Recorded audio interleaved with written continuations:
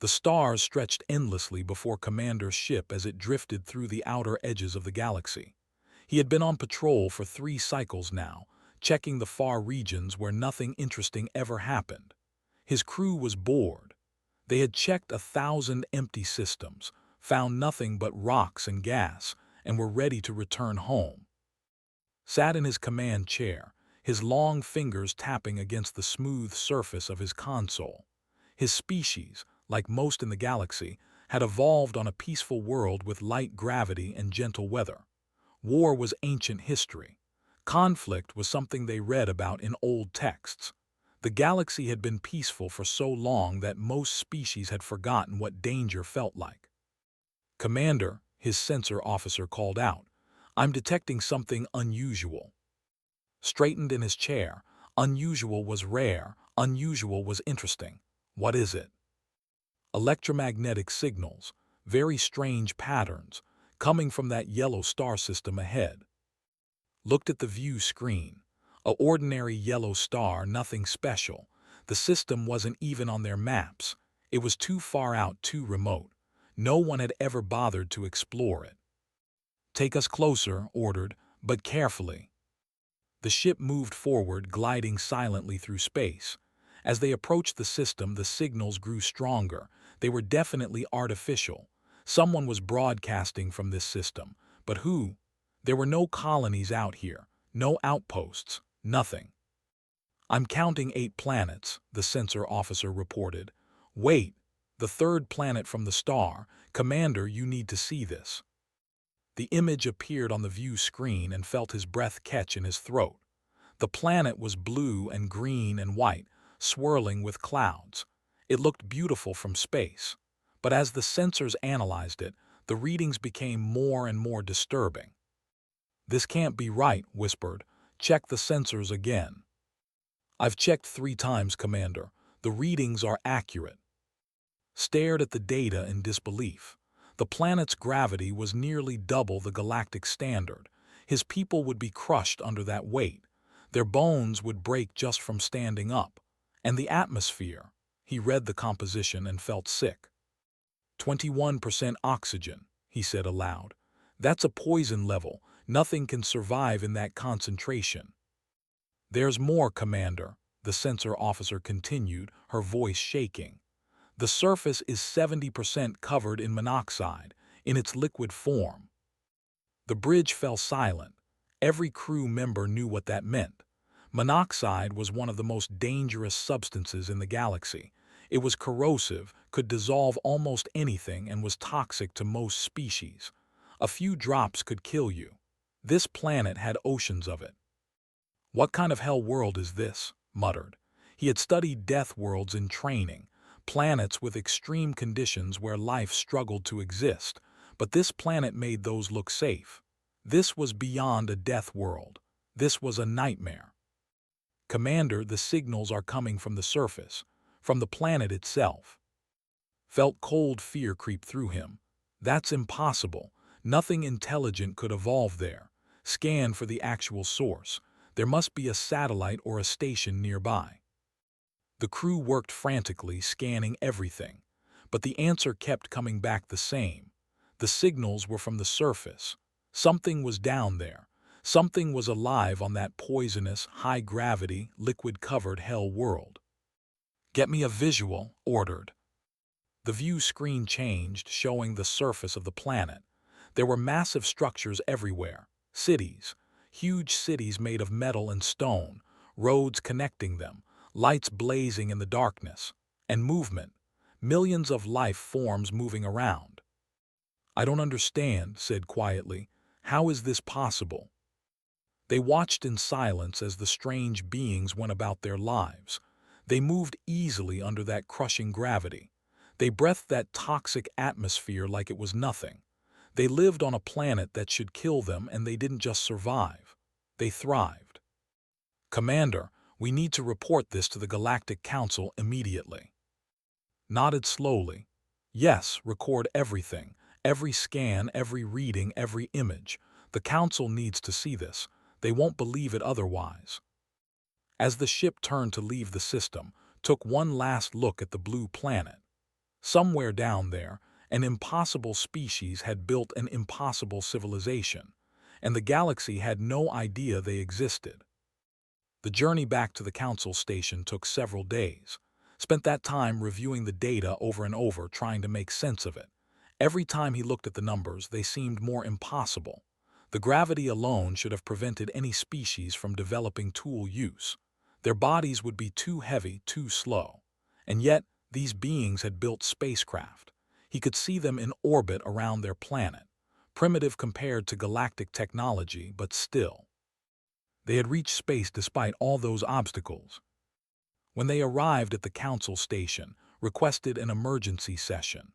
The council chamber was enormous, a vast sphere where representatives from 847 species gathered, had never addressed the full council before. He was nervous. The High Chancellor, an ancient being from one of the oldest species, looked down at him. "Commander, you have requested this emergency session. What have you found that requires the attention of the entire council?" Took a deep breath. "Honored council members, I have discovered intelligent life on a planet in the outer rim, but this is unlike any species we have ever encountered." He activated the display and images of Earth filled the chamber. Gasps and shocked sounds came from all directions. The readings appeared next, and the chamber erupted in chaos. Representatives were shouting, demanding to check the data, insisting it must be an error.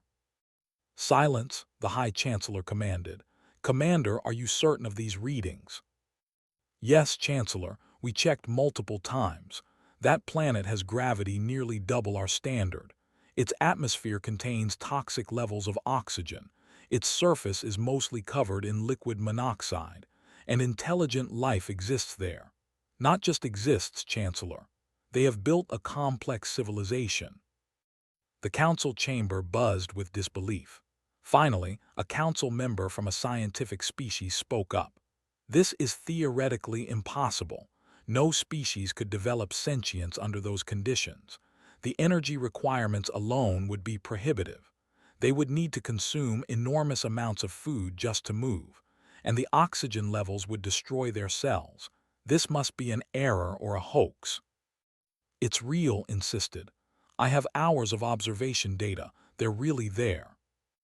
The High Chancellor considered this for a long moment. "If this is true, it changes everything we know about life and evolution. We must know more." He looked around the chamber. "I propose we send an observation mission, a large one, and we broadcast what we find to all member worlds. Let every species in the galaxy see this impossible world. Are we agreed?" The vote was unanimous. Within hours, the news spread across the galaxy. A death world had been found with intelligent life. Everyone wanted to see it. Everyone wanted to know if it was real. Returned to his ship, knowing he would lead the observation mission. As he looked at the star charts, plotting the course back to that distant yellow star, he felt something he hadn't felt in years. Fear, real, genuine fear. Because if beings could survive on a planet like that, what else were they capable of? What kind of species could call that nightmare world home? The galaxy was about to find out. Research lead stared at the blue planet through the observation window and tried to calm her racing hearts. Yes, hearts plural. Her species had 3 of them, all beating frantically now as she prepared to study the most dangerous world she had ever seen. The observation fleet had arrived 2 days ago. 50 ships from different species, all here to witness the impossible, and it was being broadcast live across the entire galaxy. Billions of beings were watching right now, waiting to see what kind of creatures could survive on a death world. "Begin the scans," ordered her team. "I want every detail, how they live, what they eat, how they move, everything." The data started flowing in, and with each new piece of information, felt more confused and more frightened. They're climbing mountains," one of her assistants said, his voice full of disbelief. "Look at this. They're climbing to the tops of mountains where the oxygen is even thinner, and they're doing it for recreation, for fun." Checked the data herself. It was true. These beings, these humans as they called themselves, would deliberately go to places where breathing was harder, not because they had to, because they wanted to. They called it a challenge. They enjoyed it. "That's insane," another team member whispered. "Who enjoys making survival harder?" But that was just the beginning. As they observed more, the picture became stranger and stranger. Analyst Wu was watching the human cities, focusing on their homes. "You need to see this. I don't even know how to explain it." Moved to his station and looked at his screen.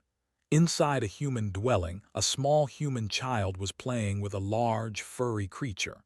The creature had sharp teeth and powerful jaws. It was clearly a predator. "What is that animal?" asked. Wu checked his database.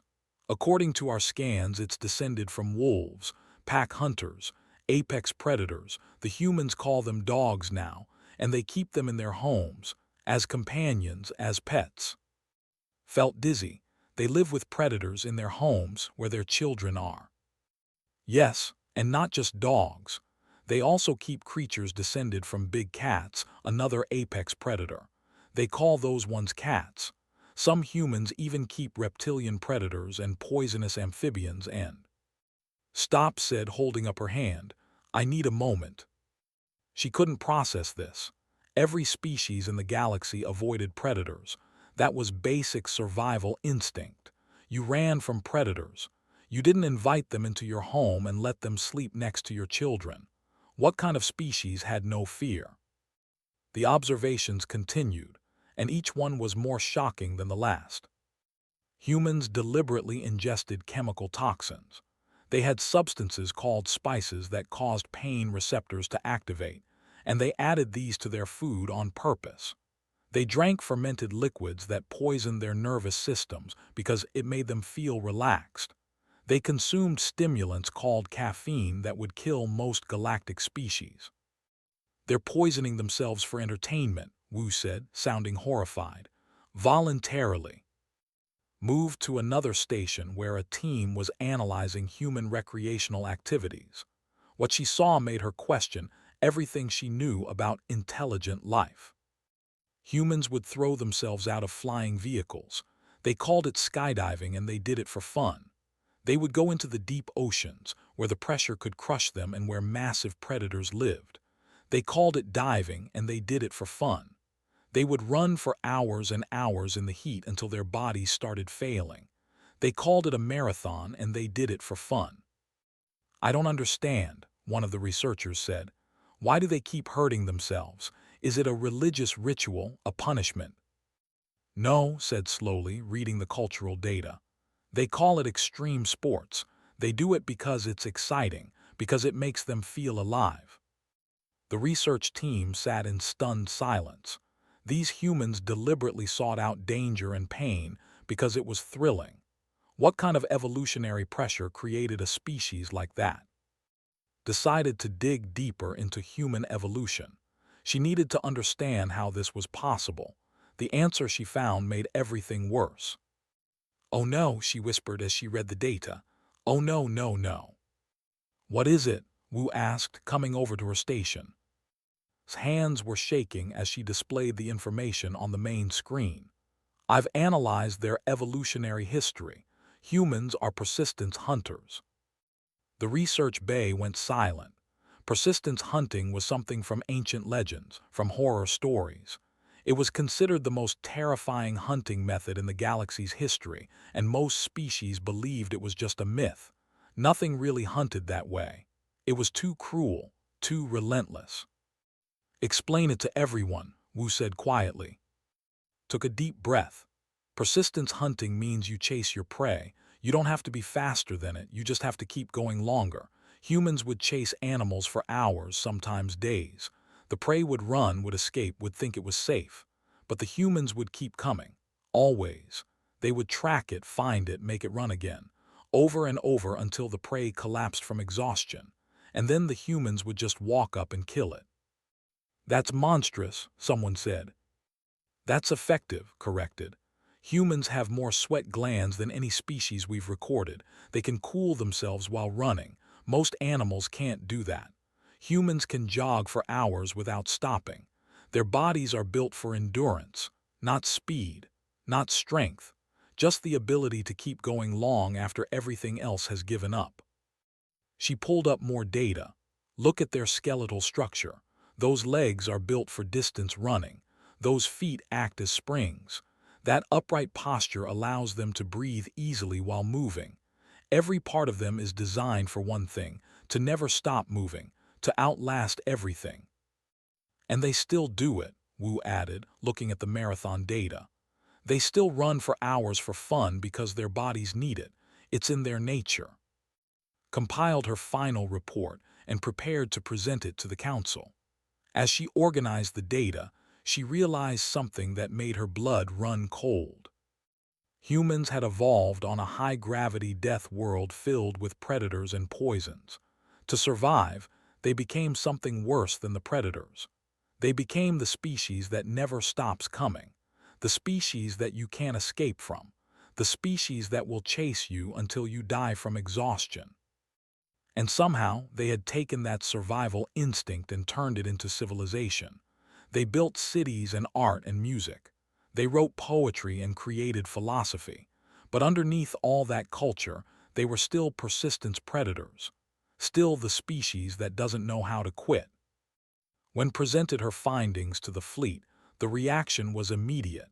Half the ships wanted to leave immediately. The other half wanted to establish quarantine protocols and make sure humans never left their planet. But Commander, who had discovered Earth, asked the question everyone was thinking. What happens if they want to leave their planet? What happens if they decide to explore the galaxy? Looked at the blue planet through the observation window. Down there, billions of humans were living their lives, not knowing they were being watched, not knowing that the entire galaxy was terrified of them. Then we'll have to accept that the galaxy has a new apex predator, said quietly. One that evolved on a nightmare world, survived by never giving up, and somehow learned to smile and create art along the way. I don't know if that makes them more dangerous or less. More, Wu said firmly. Definitely more. A predator that can think, plan, and create is the most dangerous thing in the universe. The broadcast was still running.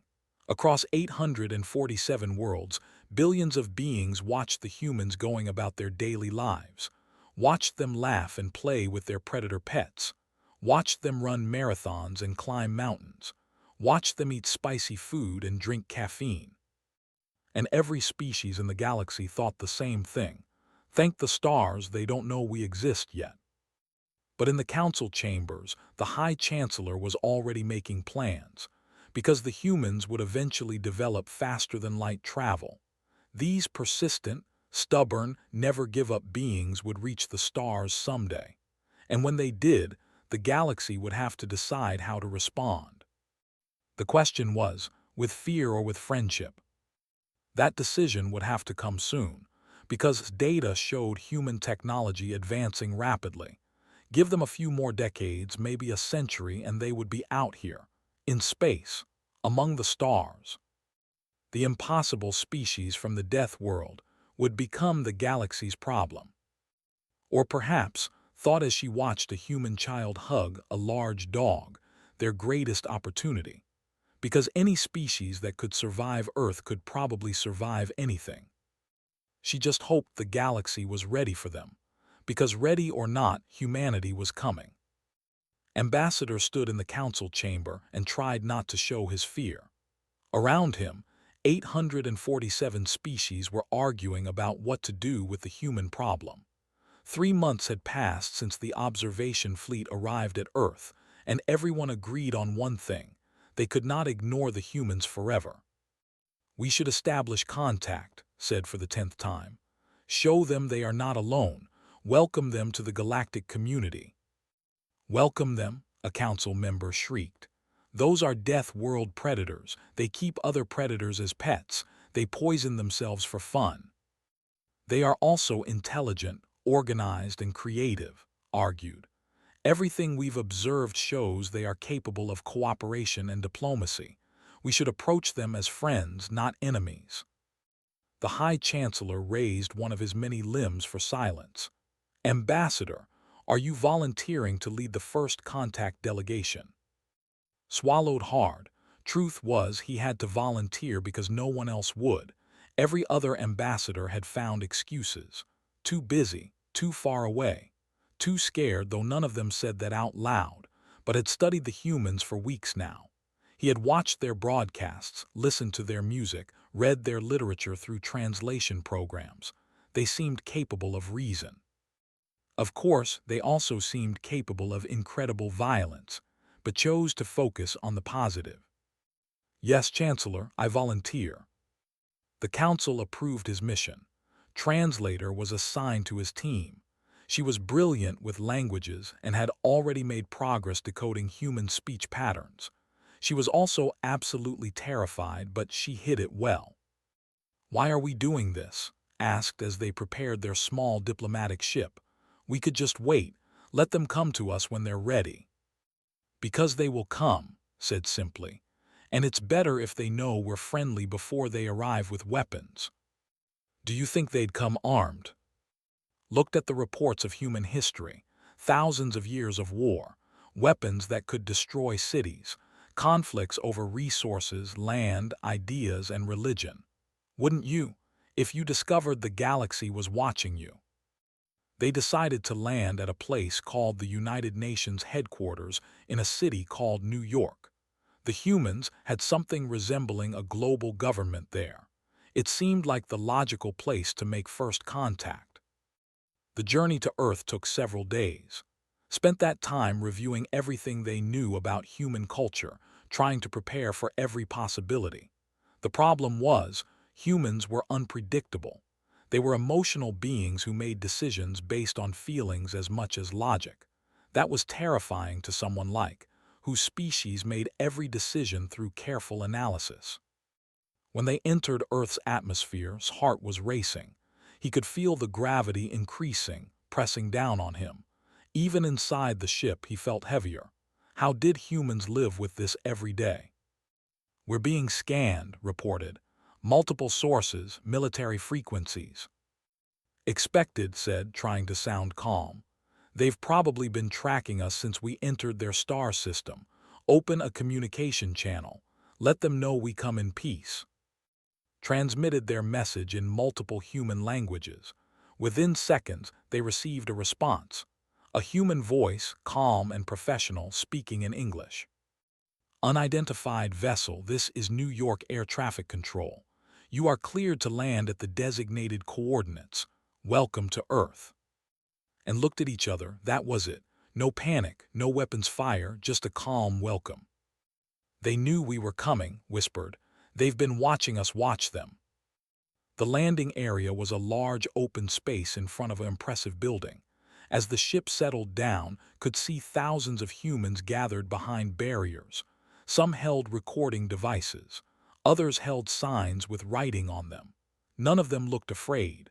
They looked curious and excited. Security officer did a final scan of the area. "I'm detecting military personnel positioned on rooftops. Snipers, probably. There are also armored vehicles 3 blocks away, but nothing is pointed at us directly. It's a defensive posture, not offensive. They're protecting themselves while staying non-threatening," noted. "Smart." They opened the ship's door and got his first breath of Earth's air. It was thick and rich and overwhelming. So much oxygen. His filters kicked in immediately, adjusting the levels so he didn't get poisoned. The gravity pulled at him, making each step feel heavy. A group of humans approached. Leading them was an older male in formal clothing. He walked with confidence despite the crushing gravity. Behind him was a female in military uniform and several others in various outfits. The lead human stopped a respectful distance away and smiled. Had learned that showing teeth could mean friendliness in humans, though it still looked a bit frightening. "Welcome to Earth," the human said in clear English. "I am representative of the United Nations. We've been expecting you." His translation device worked perfectly, rendering the words into something could understand. He stepped forward carefully, trying not to show how much the gravity was affecting him. "Greetings, Representative. I am Ambassador of the Galactic Council. We come in peace to establish diplomatic relations with your species." Smile widened. "We appreciate that. Please come inside. We have prepared a meeting room where we can talk more comfortably. I assume our gravity is difficult for you." "It is challenging," admitted. "We can provide chairs and support equipment. We want you to be comfortable during our discussions." As they walked into the building, noticed something odd, moved with the confidence of someone who had seen combat. There were old scars on his hands. This was not just a diplomat. This was a warrior who had learned diplomacy. The meeting room was large and comfortable. The humans had provided special furniture that helped compensate for the gravity. They had also adjusted the oxygen levels in the room to be more tolerable for the alien visitors. It was a thoughtful gesture. "You've prepared extensively for this meeting," observed as they sat down. Nodded. "We've known you were watching us for 3 months. We saw your ships in orbit. We've been monitoring your communications. We thought it was only polite to prepare for your arrival." Felt a chill run through him. The humans had detected the observation fleet, the ships that were supposed to be invisible to their primitive sensors. "I see," said carefully. "Then you understand that we represent 847 species. The Galactic Council wishes to extend an invitation for Earth to join the galactic community. We can offer knowledge, technology, and friendship." "In exchange for what?" asked directly. Hesitated. This was the tricky part. "In exchange for following galactic laws, accepting council authority in interstellar matters, and agreeing to certain restrictions on military development." His expression didn't change, but something shifted in the room. The other humans sat up. One of them, a military officer, made a small gesture to someone outside. "Restrictions on our military?" asked softly. "Can you explain what that means?" "Standard protocols," said quickly. "All member species agree not to develop certain weapon types. It's for everyone's safety." "I see. And these restrictions, would they apply to everyone equally, or just to species that the Council considers dangerous?" Felt trapped. The truth was, the Council wanted to control human military development because they were terrified of what these Death World predators might create. But he couldn't say that. "They apply to all species," said. It wasn't exactly a lie, but it wasn't the whole truth either. Stood up and walked to the window.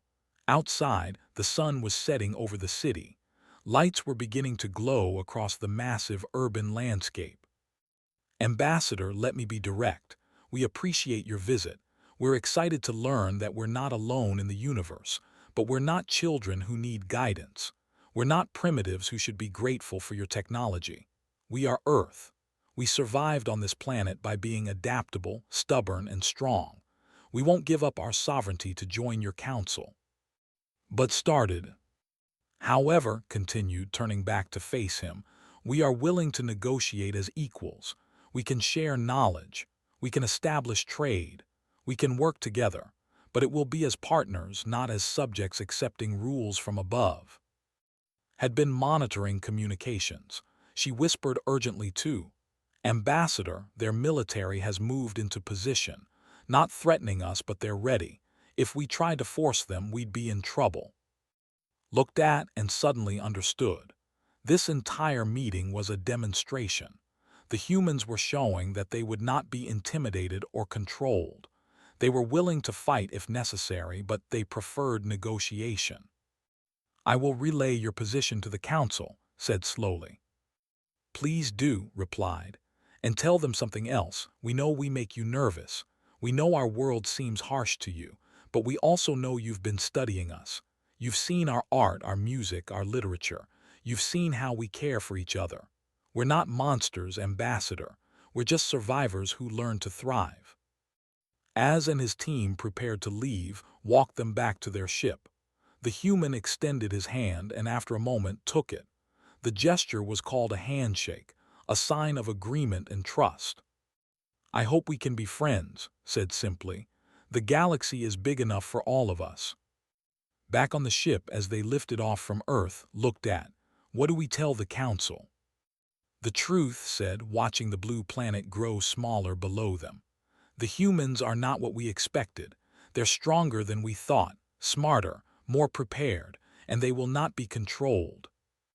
Will the Council accept that? Thought about the military forces he'd seen, ready but not aggressive, about calm confidence, about the thousands of humans who had come to see them, not in fear but in curiosity. "They'll have to," he said finally, "because the alternative is making enemies of the most persistent, adaptable, dangerous species in the galaxy, and nobody wins that war." Engineer Jin checked his equipment one more time, even though he had already checked it 5 times before. He was nervous, very nervous. In 1 hour, he would demonstrate human technology to the entire Galactic Council, and billions more would be watching across all 847 member worlds. The Council had agreed to Earth's terms after weeks of negotiation. Humans would join the galactic community as equals, not subjects. But there was one condition: Earth had to prove they were worthy of equal status. They had to showcase their civilization at a great galactic exhibition. "You ready?" Artist asked, walking up beside him. She looked calm, but Jin knew her well enough to see the tension in her shoulders. She would be presenting human art and culture after his technology demonstration. "As ready as I'll ever be," Jin replied. "You?" Terrified, admitted with a small laugh. "What if they don't understand our art? What if they think we're barbaric?" "Then we show them they're wrong," Jin said firmly. The exhibition hall was enormous. It had been built specifically for this event, a massive space station that could hold representatives from hundreds of species. The humans had their own section, carefully designed to showcase the best of Earth's civilization. Medical officer Sora was setting up her biology display nearby. "They're starting to arrive," she called out. "I can see the first ships docking." Jin took a deep breath and walked to his demonstration area. He had brought examples of human engineering, technology, and innovation. Nothing too advanced. The Council had been clear about that. Just enough to show what humans were capable of. The first alien visitors entered the human section.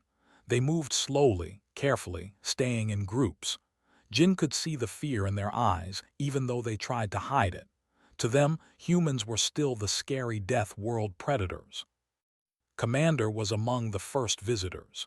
He had been promoted after discovering Earth, and he seemed genuinely interested in learning more about humans. "Engineer Jin," greeted him formally. "I look forward to your demonstration."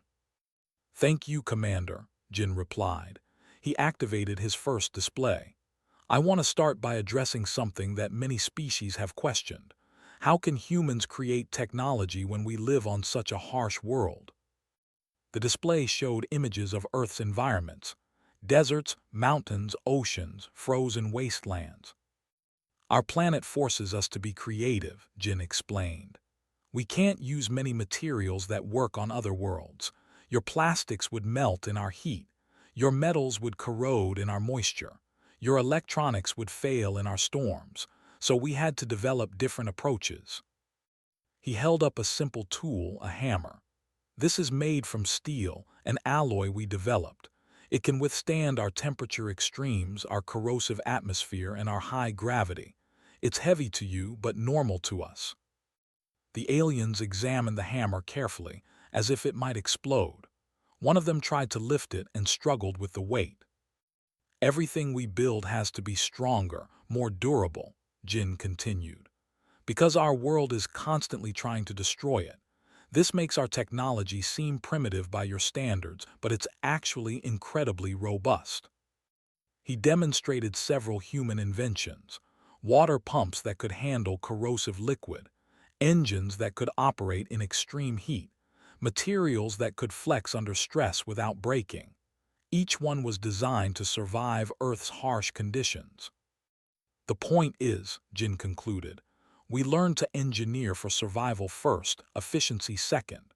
and that makes our technology very, very reliable." The crowd was impressed, though still cautious.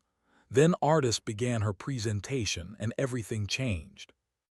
Had set up several displays of human art, paintings, sculptures, music, and literature. She started by playing a piece of human music, a symphony with drums and strings and voices. The aliens reacted immediately. Some covered their hearing organs, others swayed as if dizzy. The rhythms and beats that humans found beautiful were overwhelming to species with different auditory systems. "I apologize," said quickly, lowering the volume. "Human music uses patterns that are natural to our hearts and breathing. 2 beats, 4 beats, rhythms that match our pulse. I understand it can be intense for others." She moved to the visual art displays. Human art often shows conflict alongside peace, war and love, destruction and creation. This painting, for example, shows a battle, but look closely. In the corner, a soldier is helping a wounded enemy. We find beauty in complexity, in contradiction. A council member studied the painting. "Your species celebrates violence." "No," said firmly. "We remember it. We honor those who suffered. We learn from it. And we create art to process the pain, to find meaning in tragedy. Our art is how we make sense of our harsh world." She showed them human literature, poetry about loss and hope, stories about heroes and failures. The aliens struggled to understand why humans wrote about such dark subjects. "Because our world is dark sometimes," explained. "Our planet tries to kill us. Our history is full of struggle, but we don't just survive, we find beauty anyway. We create meaning even in pain. That's what makes us human." Medical Officer Sora's biology presentation was perhaps the most shocking. She had prepared detailed scans and explanations of human anatomy. "Our bodies are designed for our world," Sora began. "And yes, that makes them unusual compared to other species." She displayed a human skeleton. "Our bones are dense and strong to support us in high gravity. When they break, they heal and become even stronger at the break point. Our bodies learn from damage." The aliens murmured in surprise. Most species had bones that weakened after breaking. "Our organs include a liver that can regenerate itself. Cut away half of it, and it will grow back. We have an immune system that actively hunts down infections and destroys them. We have something called adrenaline that increases our strength and speed when we're in danger." "Like a combat drug?" someone asked. "That our bodies produce naturally, yes. When humans are threatened, our bodies automatically enhance our physical abilities. Heart rate increases, pupils dilate, pain sensitivity decreases. It's an evolutionary adaptation for survival." She showed scans of human muscles. "We also have 2 types of muscle fibers, fast twitch for quick, powerful movements, slow twitch for endurance. This is why humans can both sprint and run marathons. We're built for versatility." Biologists had been listening carefully. "Dr. Sora, I studied your species during the observation period. One thing confused me. Humans seem to bond with anything. Your pets, your plants, even your machines. You name your vehicles and spacecraft. You form emotional attachments to objects. Why?" Sora smiled. "Because we evolved as social creatures. We survived by working together, by forming bonds. Our brains are wired to see potential friends everywhere. It's a survival trait that became part of our culture. We bond because that's how we survived as a species." The presentation continued with demonstrations by human athletes. A runner who could maintain a steady pace for hours. A swimmer who could hold her breath for minutes. A climber who could scale a wall using just her fingers and toes. The aliens watched in fascination and horror as humans demonstrated abilities that seemed impossible. The most shocking moment came when a human child, no more than 10 years old, walked up to a terrified alien diplomat. The alien froze, clearly afraid. The human child smiled, reached into her bag, and pulled out something wrapped in paper. "This is a cookie," the child said through a translator. "My mom made them. Would you like one?" The alien looked at the offered food as if it might be a weapon. But the child's expression was so open, so friendly, that slowly, carefully, the alien took the cookie. "Thank you," the alien said quietly. The child beamed. "You're welcome. My name is What's Yours?" Within minutes, the child and the alien were sitting together, sharing cookies and talking. The alien had completely lost its fear.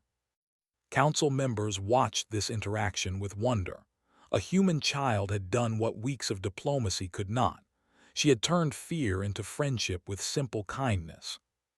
At the end of the exhibition, the High Chancellor addressed everyone present. "We have seen much today," he said slowly. "Humans are indeed unusual, strong bodies, creative minds, fierce loyalty. But what strikes me most is their resilience. They take damage and heal stronger. They face harsh conditions and find beauty. They encounter fear and offer cookies." There was scattered laughter at that last part. The council has debated whether humans should be welcomed as equals. After today, I believe the question is not whether we should welcome them, but whether we can afford not to. Their engineering solves problems in ways we never considered. Their art challenges us to think differently. Their medicine offers new approaches to healing. And their friendship, once earned, seems unbreakable. He looked directly at Jin and Sora. "I move that Earth be accepted as a full member of the Galactic Council, with all rights and responsibilities that entails. Not because they are like us, but because they are different. And that difference makes us stronger." The vote was overwhelming. Only a handful of species voted against, and they were the most cautious and fearful ones. The rest saw what Jin had hoped they would see. Not monsters from a death world, but survivors who had learned to thrive. As the humans celebrated, pulled Jin aside. "We did it. They see us as equals." "Not just equals," Jin replied, watching as more and more aliens approached the human section, their fear replaced by curiosity. "They see us as valuable, as partners who bring something unique to the galaxy." Sara joined them, still in her medical coat. "A little girl with cookies did more for human-alien relations than all our demonstrations." "That's because she showed them the most important human trait," Jin said. "We don't just survive, we reach out, we connect, we turn strangers into friends." Commander approached them, and for the first time since Jin had met him, the alien was smiling.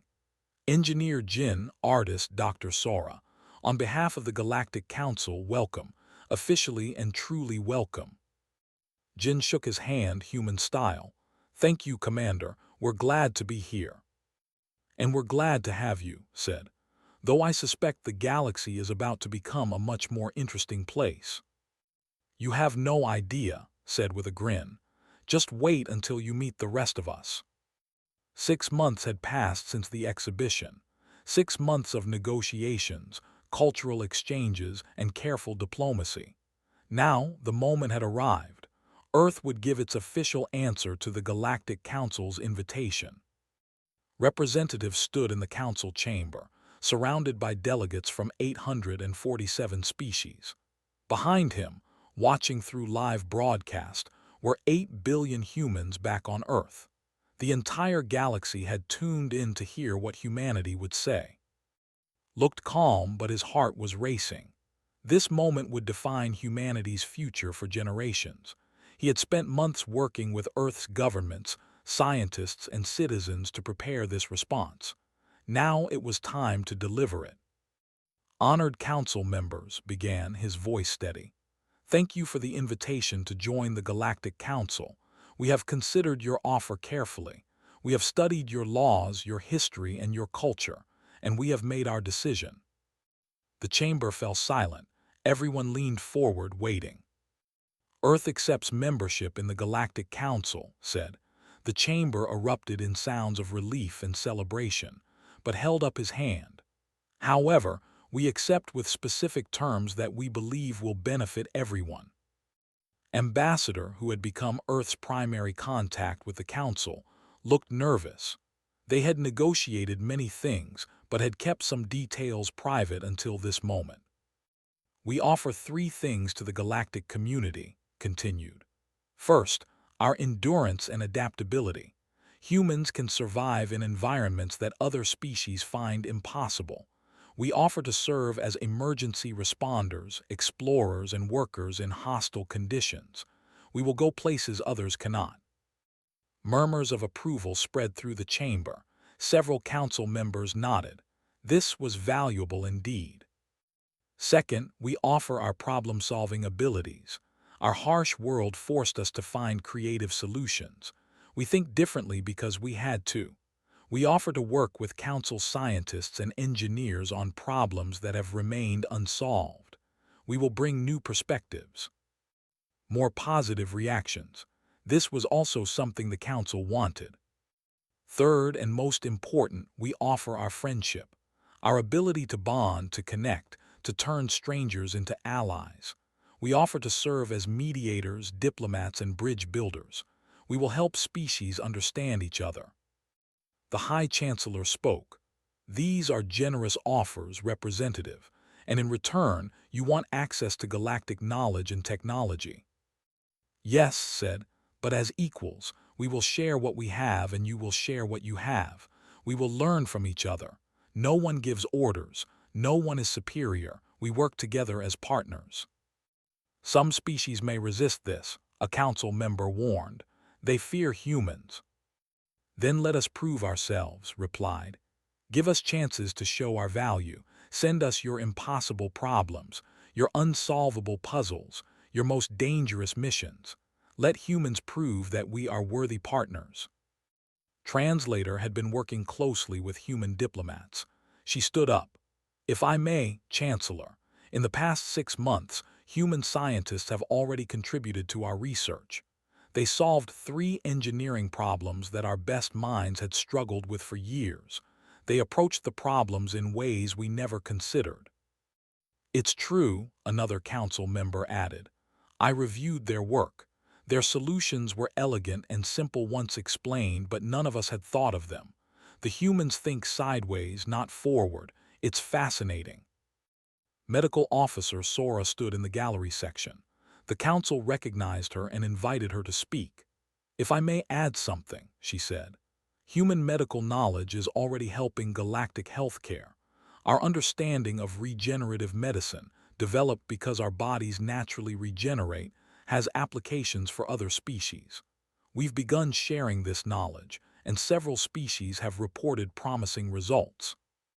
Commander also stood. I discovered Earth. I was terrified of humans at first. I thought they were dangerous predators who would threaten the galaxy. I was wrong. In 6 months, I've learned that humans are indeed dangerous, but only to those who threaten them. To friends, they are loyal, generous, and endlessly creative. I vote to accept their terms fully. The High Chancellor considered this. You mentioned serving as explorers and emergency responders. Are humans truly willing to risk themselves for species they barely know? Smiled. Chancellor, humans have been doing that for centuries. On Earth, we have rescue workers who run into burning buildings to save strangers, doctors who travel to dangerous places to help the sick, volunteers who risk everything to protect others.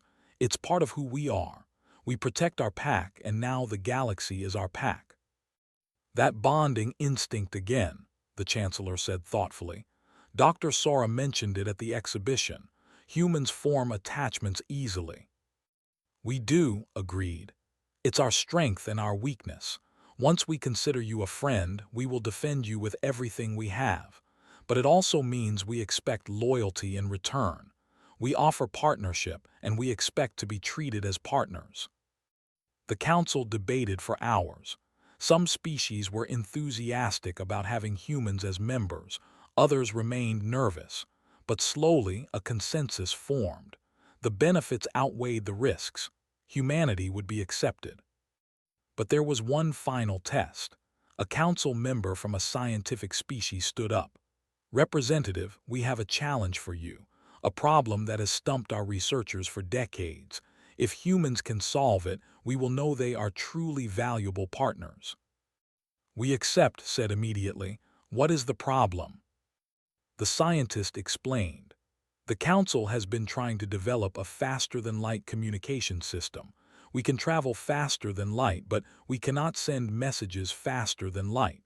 This means ships traveling far from home are cut off from communication. We have explored thousands of possible solutions. None have worked. Listened carefully, then he smiled. Give us 2 weeks. 2 weeks, the scientist said skeptically. We've worked on this for decades. We think differently, remember, said. Give us the problem details and let human scientists work on it. If we fail, we accept that. But if we succeed, you'll know humans are worthy partners. The Council agreed. The challenge was issued and the data was sent to Earth. Back on Earth, the best scientific minds gathered. Engineer Jin led the team, along with dozens of other experts. They studied the problem day and night. The Council has been trying to send information faster than light, Jin explained to his team. They've tried quantum entanglement, wormhole transmission, everything.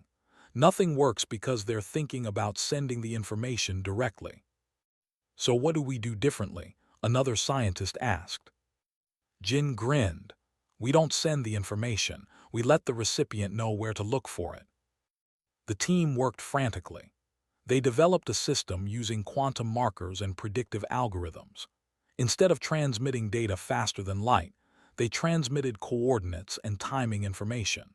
The receiving station could then look at specific quantum states at specific times to retrieve the data that had been placed there in advance through entangled particles. It was complex, but it worked. Barely. The data transfer rate was slow, but it was faster than light communication. 12 days after accepting the challenge, Jin presented the solution to the Council. The alien scientists studied the human design in stunned silence. Then they started testing it. It worked. Not perfectly, but it worked. This is brilliant, the lead scientist admitted. We were so focused on direct transmission that we never considered indirect retrieval. The humans thought of it in less than 2 weeks. We told you we think differently, Jin said with satisfaction.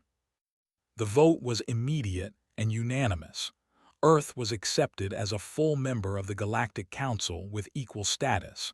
The terms had proposed were approved. 3 months later, the first joint human-alien project began. Engineer Jin and research lead were building a new type of spacecraft together, combining human durability with alien technology. The ship would be able to travel farther and survive harsher conditions than anything the galaxy had seen before. Security officer and analyst Wu had volunteered to be the first crew for this new ship. They would explore regions of space that were too dangerous for normal vessels. Are you scared?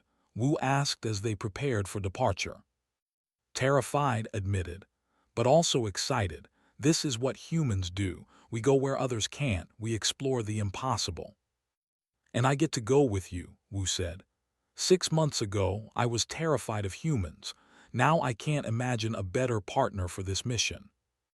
That's the human effect, said with a laugh. We make friends whether you want to or not. The ship launched to cheers from both human and alien observers. As it accelerated away from Earth, heading toward unexplored regions, the galaxy watched with hope instead of fear. Back in the council chamber, the High Chancellor addressed the assembled delegates. 6 months ago, we discovered Earth and were frightened. Today, we send our first joint mission into the unknown with confidence. The humans have taught us something important. Difference is not weakness. Diversity makes us stronger. And sometimes, the most dangerous species can become the best friends. Ambassador stood beside Representative, watching the ship disappear into the stars. You've changed the galaxy, said quietly. In just 6 months, humans have made us rethink everything. We didn't change anything, replied. We just showed you what was always possible: cooperation, partnership, friendship across differences. Will all humans adapt to galactic society as easily as you have? Laughed. No, we'll make mistakes, we'll have conflicts, We'll challenge traditions and break rules we don't understand. We're humans, we're not perfect. But you never give up, said. That's what makes you special. You face impossible odds and just keep trying. It's what our world taught us, said, looking up at the stars. Earth tried to kill us for millions of years. We survived by being stubborn, by adapting, by helping each other. Those lessons don't go away just because we left our planet. On Earth, in classrooms and homes across the planet, human children watched the ship launch. They saw humans and aliens working together, exploring together, building together. And they understood that the galaxy was no longer a distant dream. It was their future. Artist was already planning the next cultural exchange. Medical officer Sara was collaborating with alien doctors on new treatments. Engineer Jin was teaching alien scientists how to think creatively. The galaxy had discovered Earth for the first time, and it had watched in astonishment.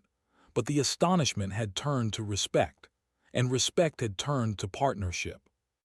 Humanity had proven what it could do, not through conquest or domination, but through persistence, creativity, and the simple act of reaching out in friendship.